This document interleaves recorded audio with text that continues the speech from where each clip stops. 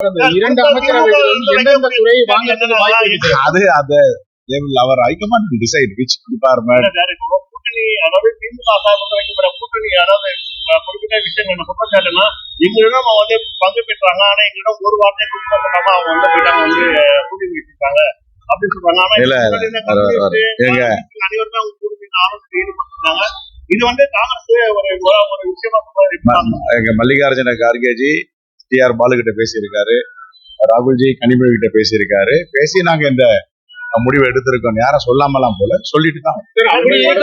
காங்கிரஸ் வந்து கண்டனமும் தெரிவிச்சிருக்காங்க திமுக தரப்புல இருந்து. அதே நேரத்துல நாடாளுமன்றத்துல வந்து இருக்கைகளை மாத்தி அமைக்கணும்னு சொல்லியிருக்காங்க சார். சரி, அது அவங்க விஷயம், அது எங்க பார்ட்டி விஷயம், இது அவங்க பார்ட்டி விஷயம். அது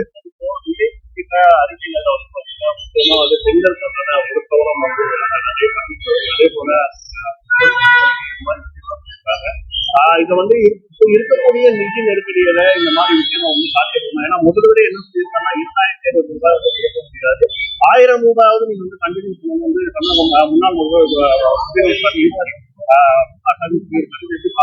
இல்ல நான் என்ன சொல்றேன், இன்னைக்கு ரொம்ப தெளிவா சொல்லியிருக்காரு, நாங்கள் கொடுத்த வாக்குறுதியை நிறைவேற்றுவோம், படிப்படியாக நிறைவேற்றுவோம்ன்றாரு.